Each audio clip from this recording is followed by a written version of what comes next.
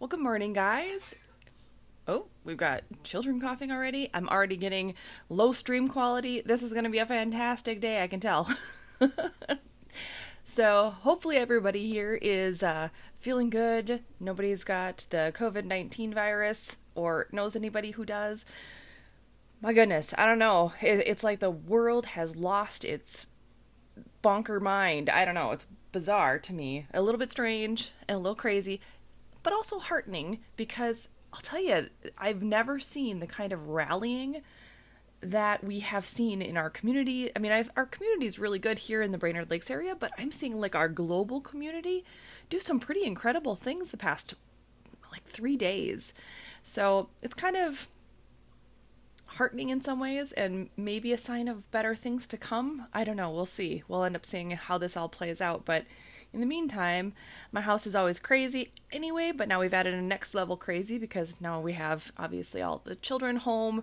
It's like Christmas vacation or summer vacation all wrapped up in one. No one knows what the heck they're doing, what day it is, or anything. But of course, everybody's stealing all the bandwidth. So, oh my gosh, good luck with me. So, today is Writer Wednesday. Obviously, that's why I'm here. And one of the things I want to talk about today is actually synergy in being a self-published or even rapid released author. The concept I want to talk about today, I'm not going to go into the same stuff that I talked about in the podcast because if you are a podcast listener, you're going to love it. But we're going to be talking today about kind of my personal journey into discovering synergy, which was not, as it turns out, part of my books. It was really weird. So for me, oh my God, children, I don't even know what he's doing in there. He's watching some sort of show, so maybe he's acting it out. But for me, it was as I was starting to work from home. So maybe it's kind of timely to talk about it in this regard. But for me, when I started working from home back in 2014, so it was the end of 2014, I was pregnant with the loud, obnoxious one over there. And I was trying to figure out what my day looked like. We all know that. We joke and talk about how, when you get home and you're working from home for the first time, no one knows what they're doing. No one's wearing pants. I am wearing pants, by the way. They're jeans. But everybody's a little confused and no one knows quite, what the heck is going on because they haven't set up their day. They don't know how to synergistically work. It's like their brain has a certain connection with their location, with their daily habits, which they do. So for me, it took a little bit of time to try to figure out, okay, how do I slip my own writing into my day? How do I slip writing for other people into my day? How do I manage these seemingly different things so that they feel like they are a congealed whole? Because when you start working from home and you are your own person, your own boss, and you're trying to figure out all these fun things that you're trying to do and accomplish, it feels almost as if they're separated. They're separate entities. You've got your one client who wants you to do an article for this. You've got another client who wants you to do social media for that. You've got your author profile. You've got your books. You have your blog. You have whatever. And all of these things feel very separate. But the problem is you're still only one person. And so I had to shift my mind a little bit and tweak it to think, okay, well, when I was at a job, a normal desk job, I was doing different projects. And each project, while it was under the umbrella of that particular company, they were very different.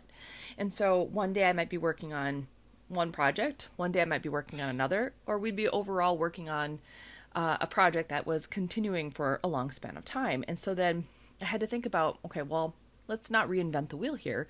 Let's try to figure out how those processes came about, because obviously someone had to sit down and think about, okay, if we have a big project that is having a completion date at X, we have all these steps that have to be accomplished before that happens. And so, ergo, let's work out how this is going to work out and how many people are going to be needed to make it happen. Same thing goes for us as authors, as we are sitting down to try to figure out our lives as writers, whether it be as full-time writers or as just a part-time gig while we're working towards becoming full-time authors. So for me, I am a full-time writer, but not a full-time author yet. I am still doing client work on the side because, well, first of all, I have some really incredible clients. They're very spectacular, and I cannot complain about them at all. So they're bonkers awesome.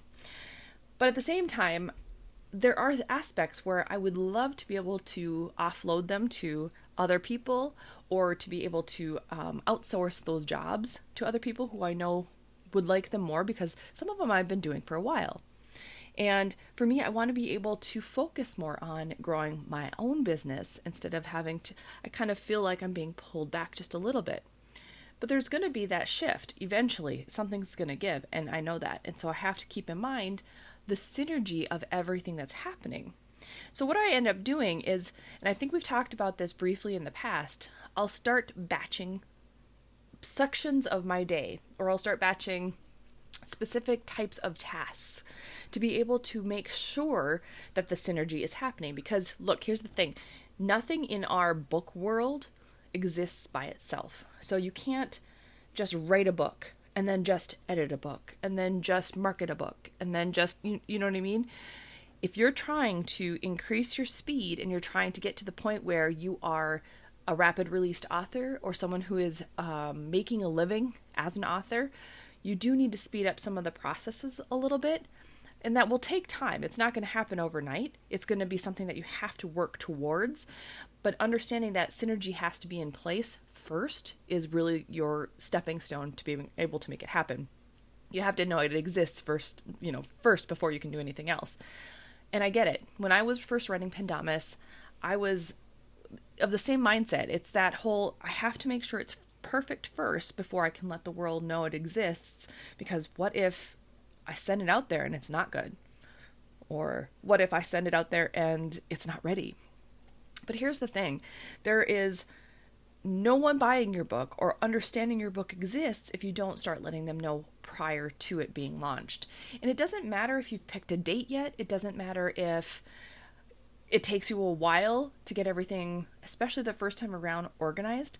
But that author platform is really there to be able to give your readers, your potential readers, a heads up that your books exist and that you exist and that you're an author worthy of their time. And so it's really more about selling yourself than it is the actual product that you're working on at that particular moment. So what I recommend for most people is to just go ahead and leap before you're ready on some of these things. You want to be working on things like your marketing plan, and you want to be working on things like your publishing plan, so that all of them are kind of working together as you're writing, as you're beginning to write, as you are writing. And one of the ways that I do that, again, going back, is batching. So I'll take sections of my day where I am only working on writing because I write daily. I will batch certain sections of my week, Sundays, for instance, where I am batching my newsletter and my social media content. So a lot of the social media that you see when it goes up, I haven't done it that day. I've actually planned it out. I've given it some thought on what I want to say that week. And I'll go into a program called Buffer, and I put it in there and I lock and load, and then I walk away so that I can actually focus a little bit more throughout my week. Because when you're breaking up your day into all these little pieces, you're starting to fragment your mind, and your mind starts to kind of like go, what is happening right now? I get it. It's not fun. So when you can condense everything, especially in those blocks of time that are the same types of tasks, you can handle it better because it seems more manageable, even though it's the same thing, the same sort of stuff you're doing, but because it's blocked together, it's a more manageable time chunk. And you're not having to switch back and forth. When you switch those gears, it actually takes 21 minutes or so for your brain to get into the groove of something.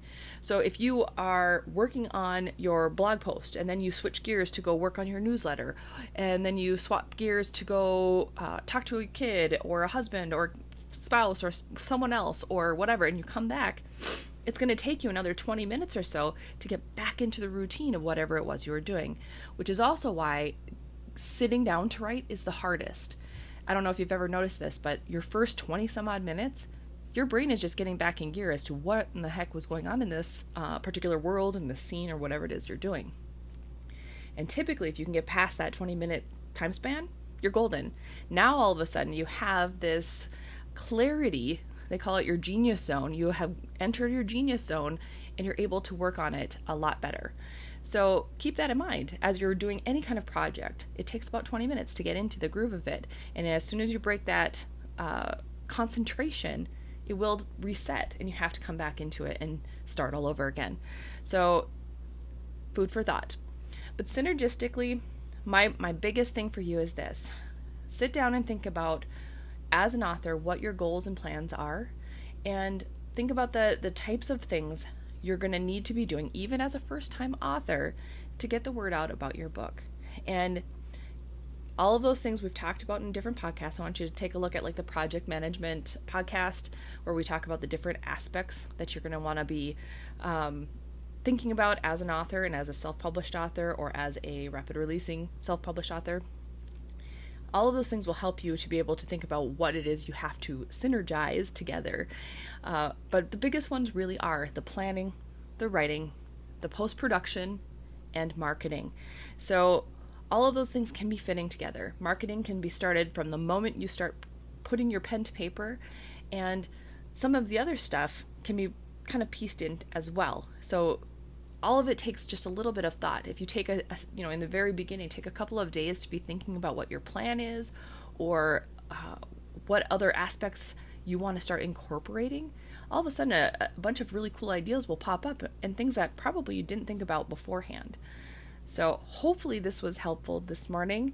I am kind of half awake and half listening to see what's going to happen in the other room, because goodness knows he's going to fall off a stool or something. Who knows? Yay, living with a 5-year-old. Oh my goodness. So those are my thoughts. If you have any questions on how to synergize your workflow, let me know. I am very interested to see what that looks like for you, and maybe even now, as we're all kind of, not all of us, but a lot of us are probably working from home, and many of you for maybe the first time. Let me know how it's working for you. Let me know if you're able to focus more, or if you're struggling more because of the news, or if you need any tips or advice. Just let me know. I've been doing this a long time. Since 2014, I have actually been working from home, and I've been a freelance writer juggling another gig since 2013 or 2012. So it's been a while. I kind of get it. So all right, guys, I am going to head into my writing session now. I am going to get chapter 6 of Soul Legacy done, and we will see you again next week. Same time, same place. Bye, guys.